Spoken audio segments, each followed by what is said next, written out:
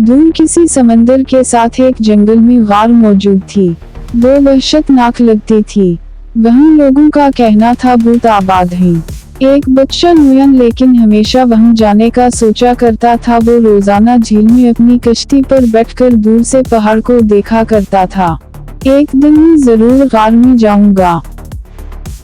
इस पहाड़ और गार पर हमेशा रात की तारीकी जैसा खौफनाक मंजर छाया रहता था।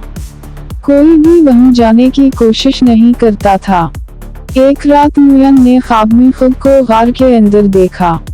सुबह वो खुशी खुशी जंगल के रास्ते से भाग रहा था। कुछ देर बाद उसे एहसास हुआ कोई साथ है।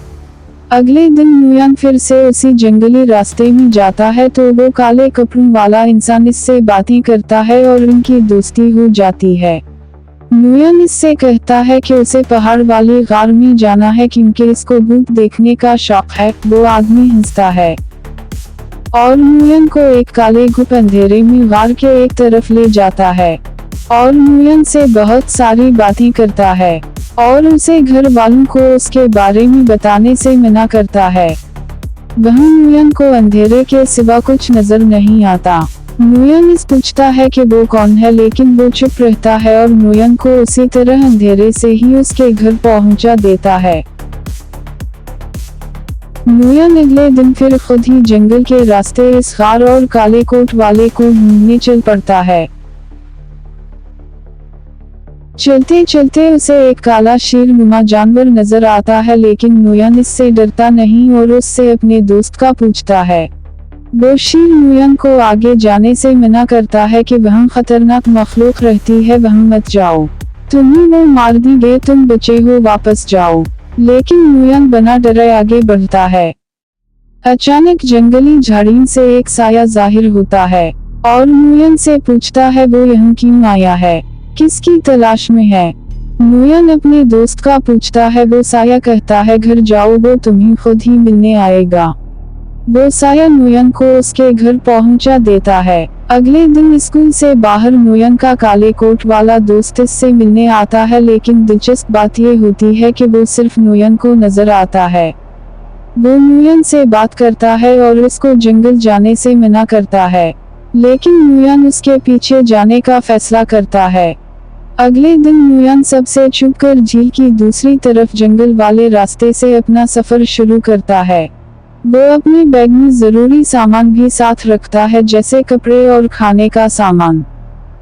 वो हैरत और खौफ से आगे बढ़ता रहता है। दूसरी तरफ नुयन का भाई उसे ढूंढने जंगल की तरफ चल पड़ता है। वो एक छोटी सी पहाड़ी से चढ़कर दूर दराज इलाके में नजर दौड़ाता है।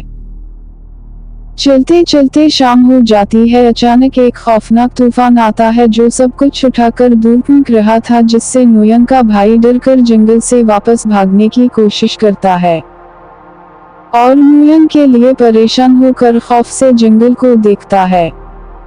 दूसरी तरफ नुयन थककर एक लकड़ी पर आराम करने की गर्ज से बैठा होता है कि अचानक एक खौफनाक तूफान इसे उठाकर दूर उछाल देता है। वो हिम्मत करके आगे जाता है। नुयन को एक सांप मिलता है जो उससे पूछता है कि तुम यहाँ क्यों आए हो। नुयन बताता है कि वो गार में जाना चाहता है। वो सांप उसे गार के दहाने छोड़ जाता है। वहाँ इसका सामना पहले वाले साये से होता है जो नुयन को कहता है तुम फिर आ गए। नुयन कहता दोस्त से मिलना है और अचानक एक धुंसा दिखाई देता है और एकदम काले कोट वाला जाहिर होता है।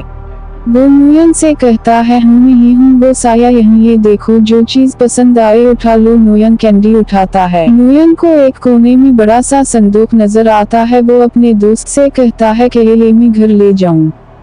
वो साया कहता है कि ले जाओ, अब ये तुम्हारा हुआ। नुयन खुशी खुशी वो कैंडी से भरा संदूक घर ले जाता है। अपने दोस्तों को भी देता है कैंडीज, लेकिन वो संदूक कभी खत्म होने में नहीं आता, हमेशा भरा रहता है। उधर गार की तारीकी मजीद गहरी होती जा रही है मजीद वक्त के साथ।